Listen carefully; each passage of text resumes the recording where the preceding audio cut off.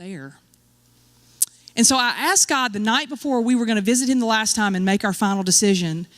I was desperate. I was rolling around in the bed and I was crying out to God internally. And God's not been the one to talk to me with skywriting before or come to me in a voice. I mean, although he did talk to us earlier through that computer. Remember that? He didn't really do that in my life up until this point, and he wasn't really speaking to me that night either. And I said to him, I said, listen, God, I know this is crazy, and I've asked you 1,000 times for a sign in my life, but I got to have a sign here. You got to help me out. This is a big decision you're asking us to make as a family, and I need to know that, God, I need to know you're in it. And so I asked him this simple thing. I said, God, here's what I'm asking for you. Can you just let Lucas smile tomorrow? Just crease his cheeks a little bit. Just let the edges of his face, just a hint of a smile will do. Just to know that he sees me and I see him, right? So the next day, my husband and I got up, we got prepared. I was thinking about that prayer all morning. We walked into the orphanage and we had a translator there. And in the room that we visited with him, you see it here. It's lined with toys on the back of the couch and just a small room where people could come in and visit with their children, potential children. And so we're sitting there, we're taking pictures, and he looks exactly the way he's looked on every day.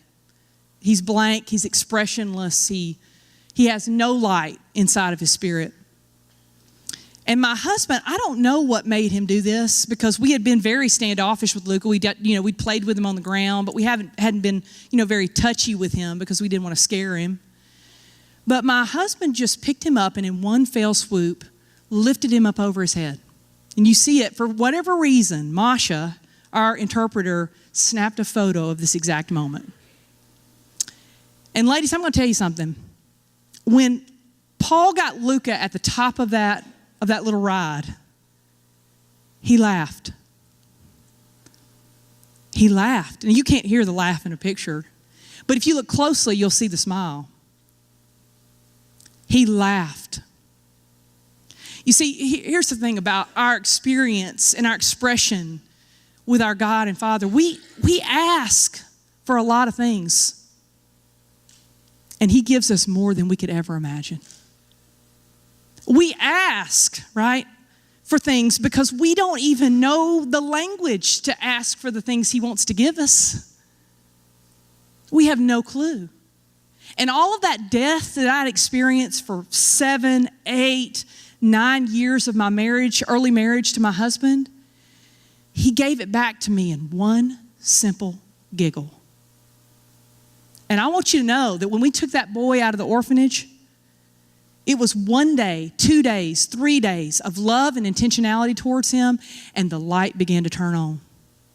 And his face became filled with expression. And those dark places that hid behind his eyes, they became covered with the light of love. I've never seen a revolution like it in my life, ladies, in my life. He changed. If you saw that wild boy right now, we can't walk down the aisle in Target without him doing a front handspring. Nobody in Target is doing this, and he does it, right? God changed him from the inside out with the light of his love. And he used me and my husband as a vessel of that, even though we were unwilling, incapable, and frankly ungrateful. And we had the audacity to question his plan and his path. I was made for that boy. And he was made for me. And if I had been able to biologically produce a child, I would have missed out on this treasure. Ladies, it has all...